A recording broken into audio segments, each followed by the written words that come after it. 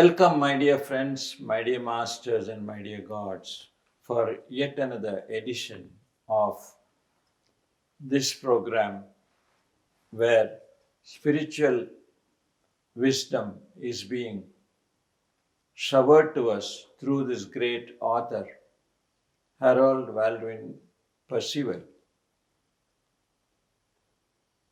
I address you as friends because friendship is a culture that we have to develop the moment we are born on this earth. And I address you as masters because we are all masters of our own lives and our own kingdom. We are the monarchs of our own kingdom.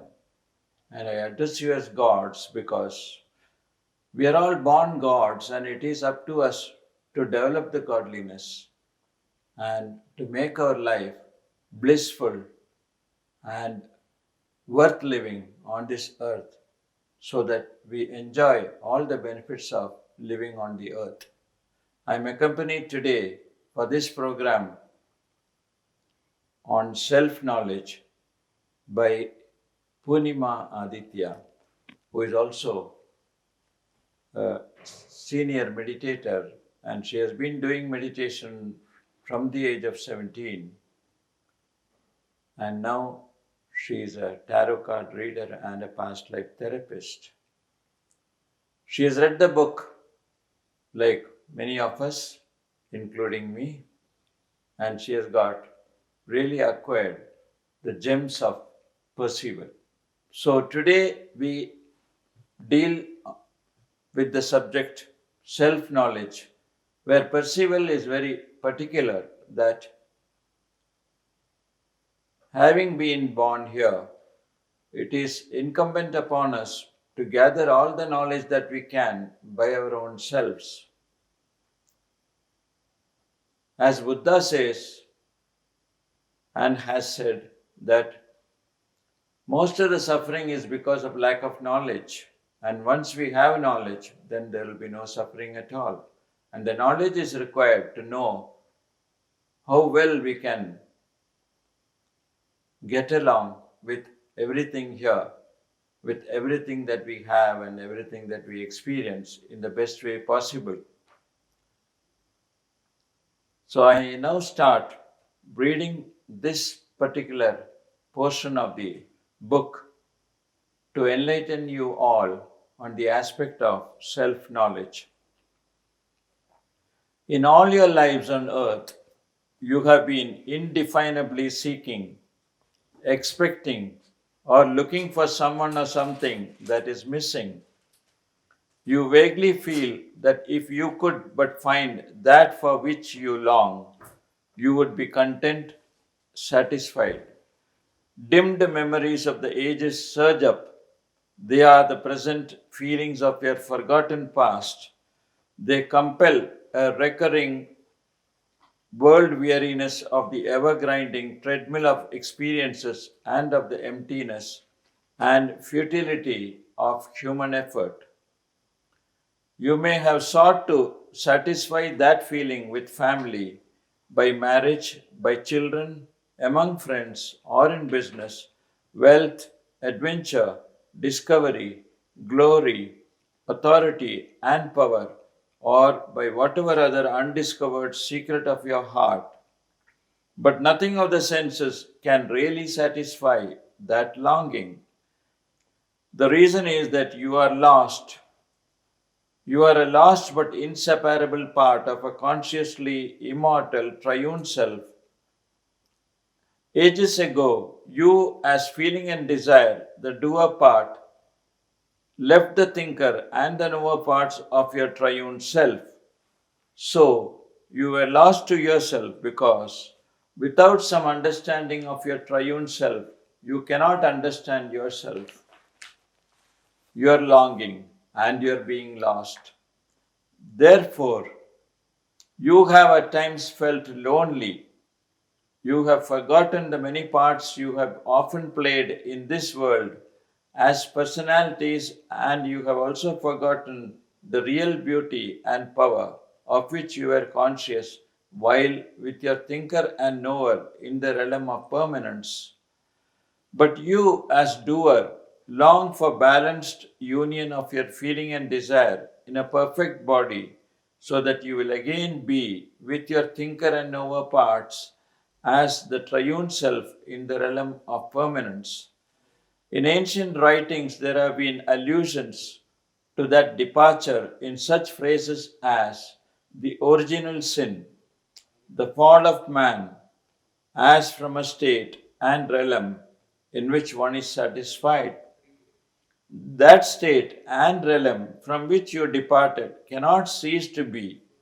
It can be regained by the living, but not after the death by the dead. You need not feel alone. Your thinker and knower are with you on ocean or in forest, on mountain or plain, in sunlight or shadow, in crowd or in solitude. Wherever you are, your really thinking and knowing self is with you. Your real self will protect you insofar as you will allow yourself to be protected. Your thinker and knower are ever ready for your return, however long it may take you to find and follow the path and become at last again consciously at home with them as the triune self. In the meantime, you cannot be satisfied with anything less than self knowledge.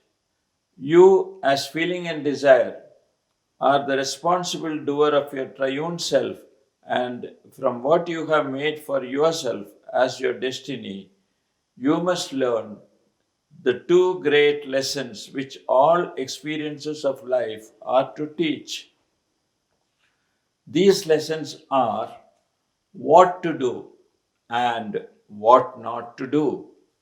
You may put these lessons off for as many lives as you please, or learn them as soon as you will. That is for you to decide. But in the course of time, you will learn them. So here, our master, Harold Percival, is persuading us to know more and more about what needs to be known for better existence here.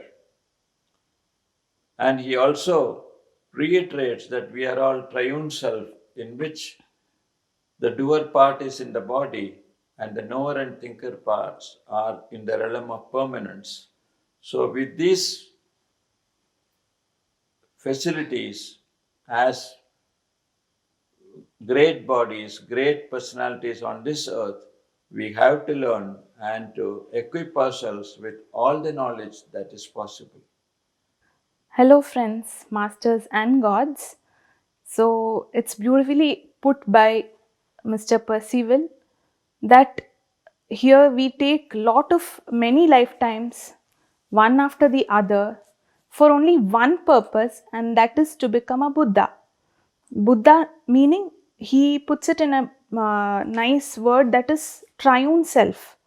That is, a Buddha is nothing but a triune self. He has achieved that state because all his other parts, that is with the doer part, has been conscious. So he has also taken so many lifetimes to achieve that Buddhahood.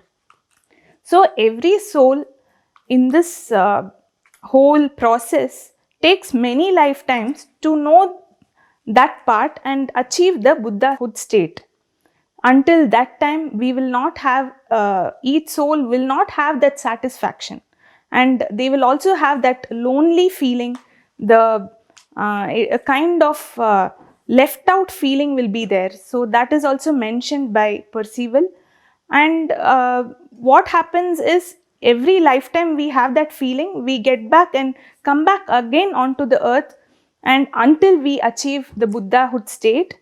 And basically what is actually the message we get from this whole para is, he ultimately comes to say that each one should realize as to what he should be doing and what he should not. So here again I would like to make a point. What to do, Patriji has already given us. We have to do three things every day, that is meditation, reading of books, swadhyaya, and sajjana sangatya, that is sharing of our spiritual experiences. That is to be done daily. So as we do what has been given by Patriji, I think we will definitely become conscious and aware as to what not to do.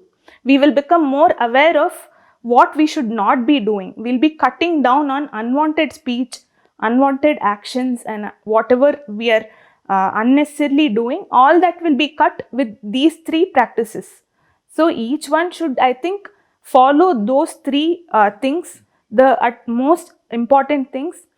So I think with doing this regularly, I think one will achieve the Buddhahood state very easily. Plato, probably the most illustrious and representative of the philosophers of Greece, used as a precept to his followers in his school of philosophy, the Academy, know thyself, gnoti suton in Latin. From his writings, it would appear that he had an understanding of the real self, although none of the words that he used has been rendered into English as anything more adequate than the soul.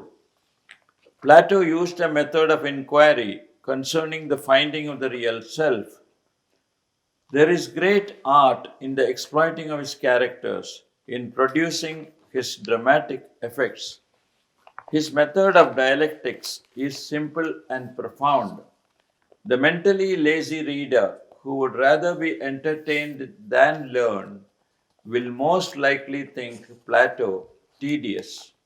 Obviously, his dialectic method was to train the mind to be able to follow a course of reasoning and to be not forgetful of the questions and answers in the dialogue. Else, one would be unable to judge the conclusions reached in the arguments. Surely, Plato did not intend to present the learner with a mass of knowledge. It is more likely that he intended to discipline the mind in thinking so that by one's own thinking he would be enlightened and led to knowledge of his subject. This, the Socratic method, is a dialectical system of intelligent questions and answers which, if followed, will definitely help one to learn how to think. And in training the mind to think clearly, Plato has done more perhaps than any other teacher. But no writings have come down to us in which he tells what thinking is, or what the mind is, or what the real self is, or the way to knowledge of it. One must look further. The ancient teaching in India is summed up in the cryptic statement, that art thou, Tattvamasi. The teaching does not make clear, however, what that is or what that thou is, or in what way the that and the thou are related, or how they are to be identified. Yet, if these words are to have meaning, they should be explained in terms that are understandable. The substance of all Indian philosophy, to take a general view of the principal schools, seems to be that in man there is an immortal something which is and always has been an individual part of a composite or universal something, much as a drop of sea water is a part of the ocean, or as a spark is one with the flame in which it has its origin and being. And further, that this individual something, this the embodied doer, or as it is termed in the principal schools, the Atman or the Purusha, is separated from the universal something merely by the veil of sense illusion, Maya, which causes the doer in the human to think of itself as separate and as an individual, whereas the teachers declare there is no individuality apart from the great universal something termed Brahman. Freedom is to be attained, it is said, through the practice of yoga.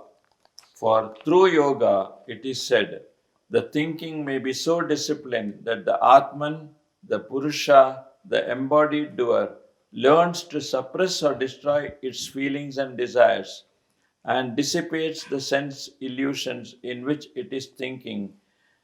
Its thinking has long been entangled, thus being freed from the necessity of further human existence. It is eventually absorbed into the universal Brahman.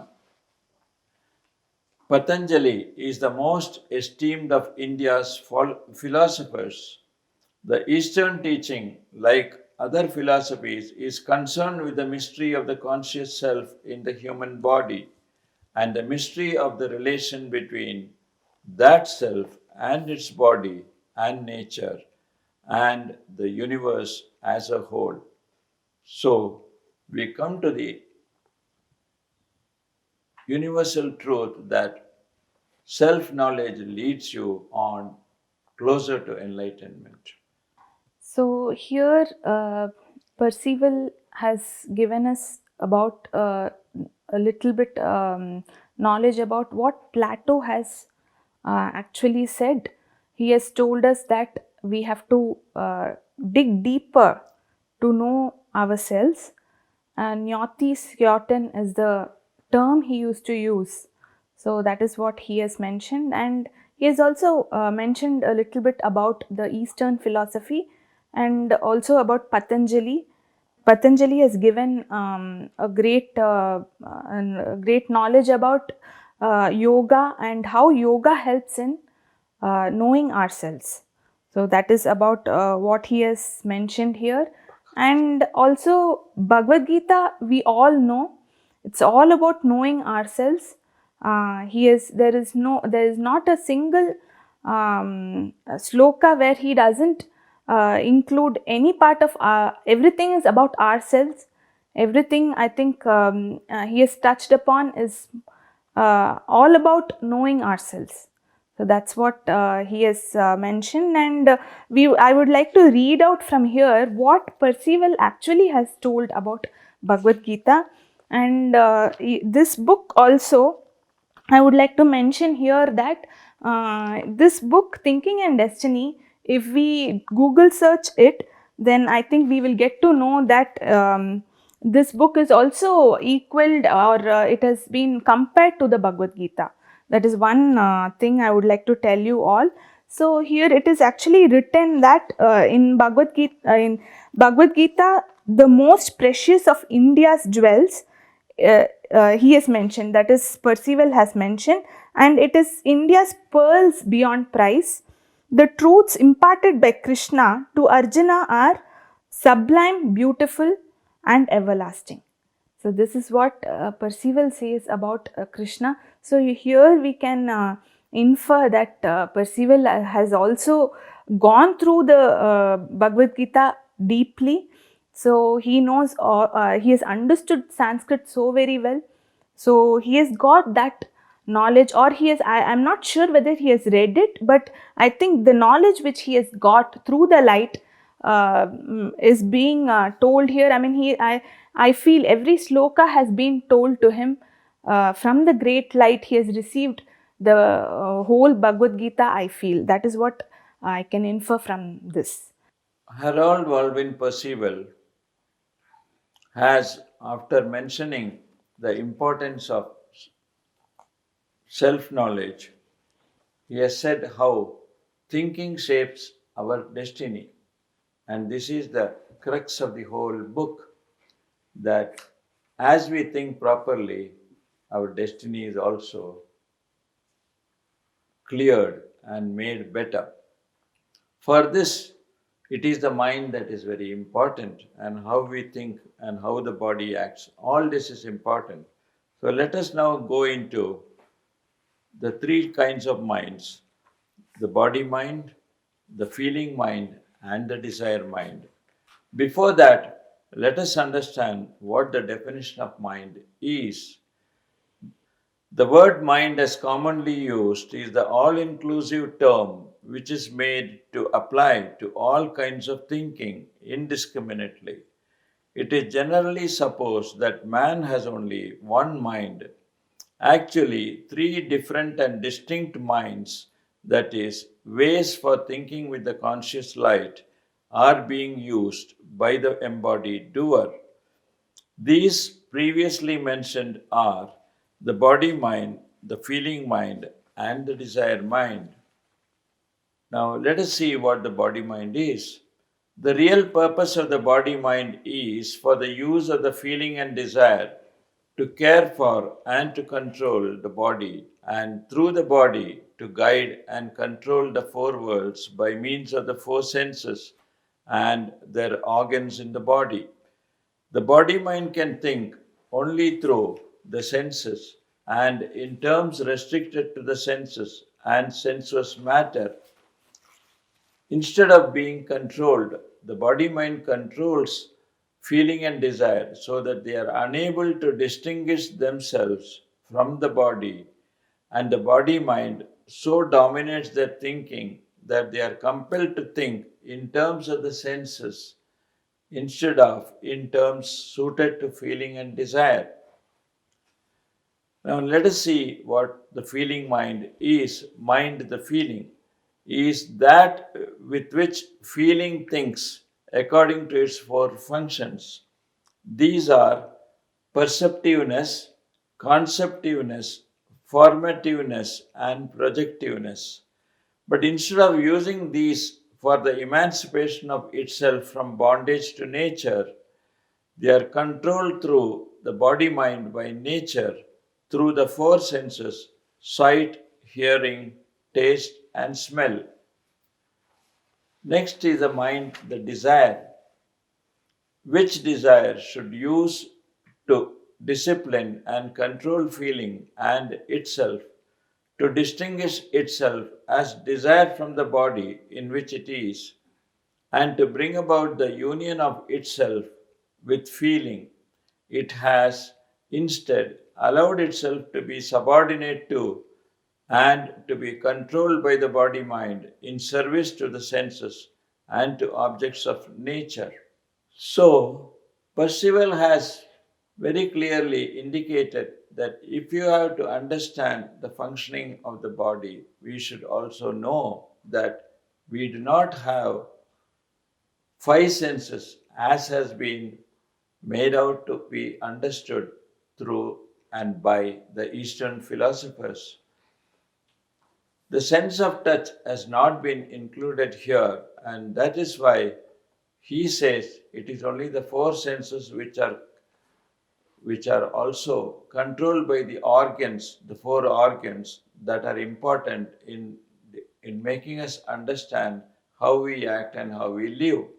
So there is a departure from the Eastern practice by Percival through his book, and it is for us to think, to grasp, and to take what we feel is suitable and to make greater progress in our spiritual development. That would be the ideal method because he gives the reader the freedom to choose in his initial foreword. Yes, friends. So here we can see that Percival has told us about the nature of our mind, and he says that mind has nothing but thoughts, and it is also he says there are three parts or three minds, that is the body mind, the feeling mind, and the desire mind. So it is all so very body oriented, he says, and it is full of that the feelings when it just comes, and we don't stop to think whether it is required or not. Same with desire. Whatever desire we have, we tend to get it fulfilled. So here that is what he points out. Feeling. And also the feeling, yes, the feeling and the desire, both are, we try to satisfy that, and we don't put a thought whether we really need it or whether it is required. We don't do that. But three minds he says here, and so that is a kind of minds we all generally have, And basically, mind means a lot of thoughts also. That is what he says, which keeps coming on and off. We keep getting thoughts which are all based on the material world, and that is the from the four senses. That is, he says there are only four senses, and touch is a feeling, he says. It is not a sense. The skin is not the sense organ, he says that is connected to nature, and it has to be seen as a feeling and not as a sense organ. So all the other four senses are being used uh, through our mind, and we are always preoccupied with the material world. So self knowledge here takes a back seat. So that is what he's trying to point out. Yeah. Now that we have understood what the definition of three minds are, I think in the next episode we will be considering how feeling and desire is one of the most and important far reaching subjects which has been put forth in this book by Percival. And till then, bye for now. Thank you, thank you, thank you.